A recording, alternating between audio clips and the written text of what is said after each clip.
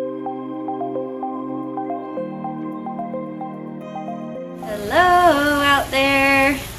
This is Leslie from the Live Animal Program. I'm really happy to be with you today. This is our weekly lunch with live animals, and I'm really excited. You're going to be so excited yourselves. I have a treat for you today. I'm introducing you to our invertebrate care team. We have Forrest, our invertebrate exhibits manager, and we have Crystal, one of our invertebrate care specialists today. We're behind the scenes together. That's why we're masked up, but I think you're really going to have a good time, so take it away, Forrest. Thank you, Leslie. Hi, everyone. So glad to be here having lunch with you in the insectary. So this is a special behind-the-scenes room inside the museum where we rear out all of our live invertebrates for the Butterfly Pavilion, Spider Pavilion, Bugtopia, Nature Lab. Okay, so today we're going to look at some of our very special tarantulas. And I have a few here with me. This is Mulder and Scully that are going to have lunch with us today. Let's see if we can gently talk to Mulder. Looks like she's climbed up the wall. Could you help me Scully, please? So, but before we talk to Mulder, let's talk a little bit about spider fear, the fear of spiders. First of all, spiders are so much smaller than we are. They don't actively attack people. That would be like us trying to attack a tiger or a bear. It's just not a practical form of defense. So, thank you.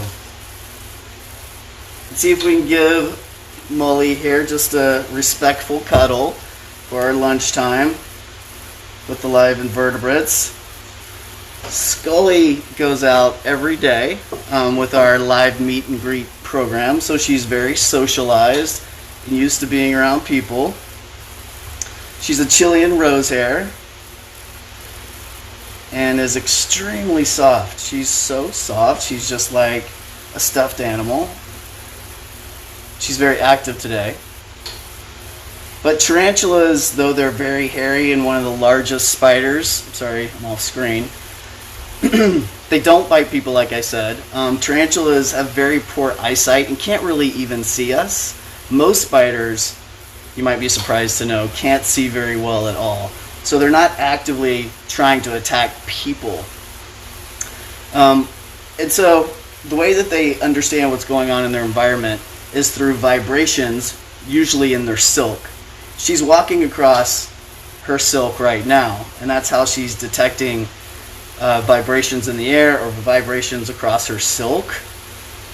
She uses sensory hairs on the tips of her feet to translate those vibrations into information, and she produces silk through her spinnerets. So those are special finger-like projections on the tip of her abdomen. All spiders produce silk. Tarantulas don't make orb webs, though, like an orb weaver would. You may be familiar with something like this. That's an orb web that an orb weaver would make. And orb weavers are also blind and can spin these intricate webs blind in the dark with no instructions and very teeny tiny eyes, so they can't hardly even see at all. You can't even see the eyes on here. There is kind of a funny pattern that kind of looks like a Skeletor, but those aren't actually eyes. And so tarantulas and most spiders can't see at all. They detect vibrations through molecules in the air that are vibrating, so that's what their sensory hairs detect, and through the vibrations in their webs. And if we were to try to feed Mulder a cricket, which is what it'd be interested in eating, we can see if she'll have lunch with us today. She might not be hungry. We don't all eat lunch. And tarantulas in general don't eat very often. They can go for months without eating. It looks like she is interested in this roach. She feels it crawling across her silk. She can detect the vibrations. She knows it's not a person that would be giving off a different set of vibrations. She doesn't want to eat people, so she wouldn't typically bite a person.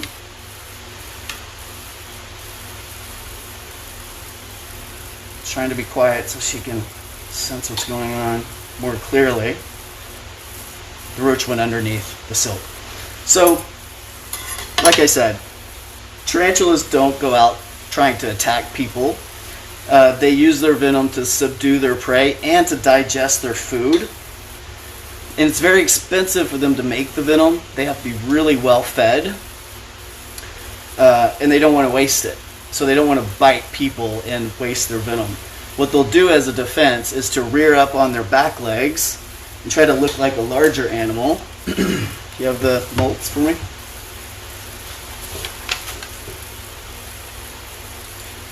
And show you their fangs as well. Here's a molt. A molt is something that a tarantula will do in order to grow. And so this is a molt of a tarantula named Coco, and it's hollowed out. So what they'll do is they'll flip over on their backs like this, pull their whole body out from this old molt and grow a new one. There you can see Coco's fangs, and so she'll rear up on her legs, her hind legs, when she feels threatened. Those are her spinnerets that you can see, where she pulls the silk out from her body. Thank you, Crystal.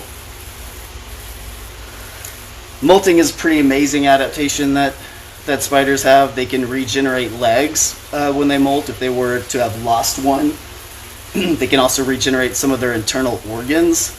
It's pretty amazing. So an exoskeleton, remember, is the outer shell that tarantulas have. We have our skeleton on the inside, and when they need to grow, they'll grow a new one underneath that old shell, flip over on their back, and wiggle their way out from the old one, and the old one will be left over. And so we have lots of these molts around. You may have thought this was just a random tarantula sitting over here on the edge, but this is also one of Mulder's old molts. Amazing, right? You can see the tips of their feet look very similar to the padding that a kitten would have on the bottom of their feet. And they feel like it too. They're so soft and gentle and lightweight. It's incredible. Doesn't look like Mulder ate her roach. The roach was able to kind of scurry underneath her silk here and hide out. So she may eat it later. See if we can see her more closely. Can you detect her eyes anywhere? It's this small line of eyes here. They're pretty beady looking.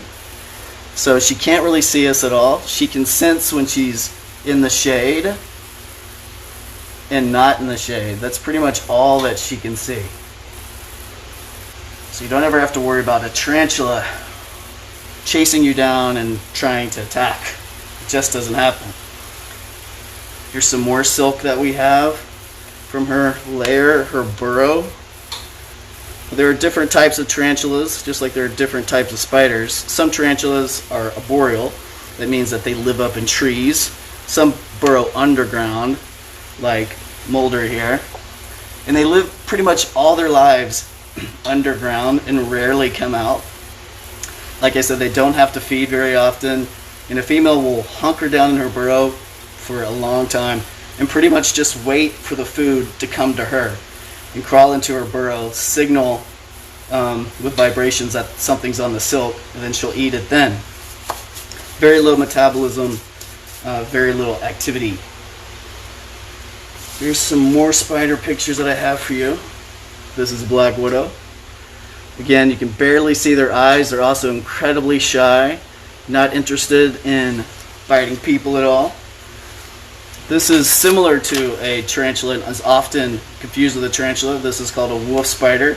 They do have really large facing eyes, and they don't burrow underground and produce silk. They run around and are like wolves, like predators, catching little invertebrates that you may have in your yard.